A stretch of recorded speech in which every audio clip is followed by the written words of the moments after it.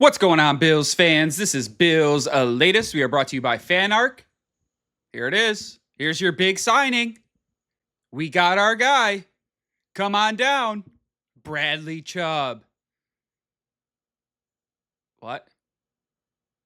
That's the big splash. A guy who's been hurt, lucked into 8.5 sacks, was getting paid about, I don't know, $22.5 million year to year before with the Dolphins. Now he's getting less than half that over a 3-year deal with incentives maybe to 52 mil. Talk about reaching for average. Overpaying for average. Von Miller 2.0. Come on down. Just as Josh frees up a bit of space, this is what we do with it. This is what we do. The fuck is this front office doing? It is the blind leading the blind there. Just when I had a glimpse of hope. You know what the best signing has been for them this free agency? Their fucking center. That's been their best signing. DJ Moore, Bradley Chubb. What are we doing? If I am Josh, I am saying, get me the hell out of here. Get me out of here. This front office is dog shit. I just gave up this money, restructured my deal, and this is what you do? This is a very bad sign for Buffalo. A very bad sign. Because Bean, this is 100% DNA of Brandon Bean. Doesn't have the balls, doesn't have the skill to go out and get a true top free agent. Cannot negotiate the big deal. But he'll get you a pile of shit and overpay for it.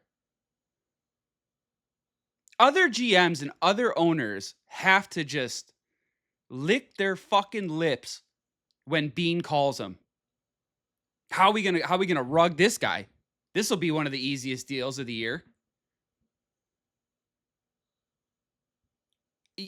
This is going to be an early call, but I'm calling it. Bean just lost his job next offseason. This just ruined Bean. This just ended Brandon Bean's career in Buffalo. Make no mistake about it. For those of you thinking this is a good signing, you don't watch football. You just watch the Buffalo Bills. And it's starting to feel like more like 70% of Bills fans, man. Even the true diehards don't watch football outside of Buffalo Bills football. And all that does is clouds your judgment. Because you just hear the good. You don't see what the teams and the players are actually doing when they play, who's good and who's not. Your opinions are dog shit. It is getting very, very clear to me. A lot of people they just watch Buffalo. And that's fine. That's a huge part of the market. But that part of the market should just be quiet during free agency because you just look stupid. Half of you don't even know when it starts, when it begins, when it ends. I think you're a lot like Bean. I think that is a very Bean-like personality trait. Because Bean clearly has no clue what he's doing behind that seat. And I can guarantee you he is hearing it today. He is on social media today just seeing how the fans are reacting. Because we are that far in his head.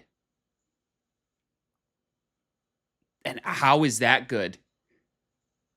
If your fan base is just in the head of your GM. Your president of operations. Excuse me, Mr. President. Guy's going to have a hard time finding a GM job next year, let alone president of operations. He should be working for the league, not a team.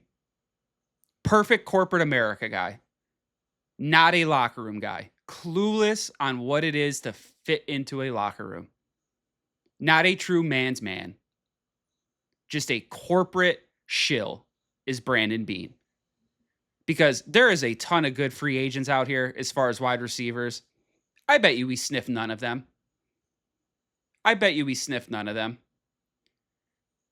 If anything, we'll probably bring in Tutu Atwell. That'll be our move. And we'll probably pay, 3 years, $35 million. Go over the cap again, and then try to have to figure out how to dump him next year. When you could go get somebody like a Brandon Ayuk on a 1-year deal cheap. Brandon, I'm going to tell you right now, Brandon Ayuk is better than any of these free agents that are listed available right now. The Niners are going to cut him. The Commanders are in the hunt to sign him.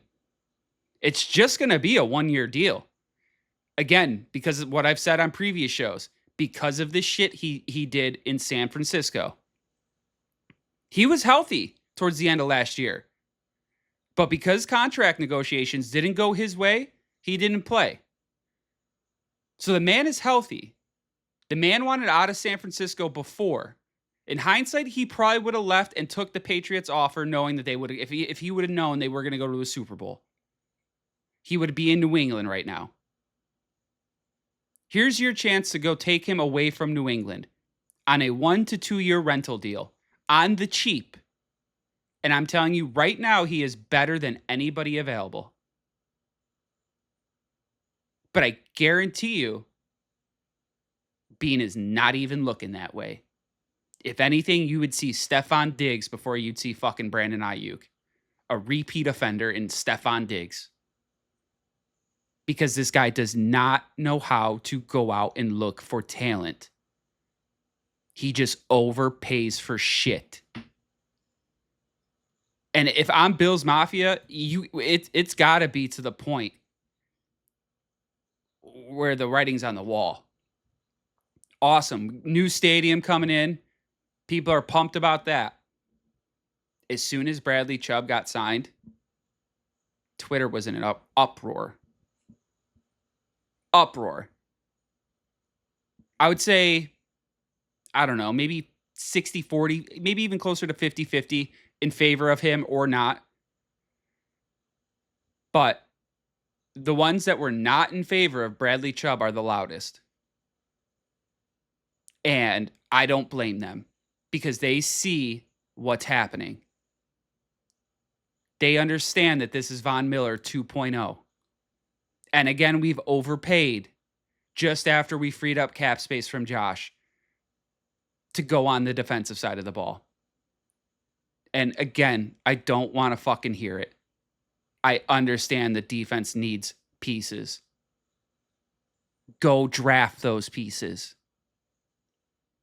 If I am Josh Allen, I want somebody I know can be a proven target.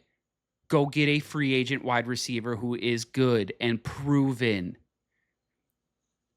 You don't have time to gamble. You don't have time to sit around and hope that this guy blossoms into some sort of fucking player, because it's not going to happen in the time frame you need it. But we'll see if anything else happens by the end of this week. If I had to guess, it's probably going to go quiet in Buffalo for a little bit. But that has been it for today's Bills latest, folks. We hope you hit that like and subscribe button down below. Again, we are brought to you by FanArc, and we appreciate you guys so much. We'll be back with more tomorrow.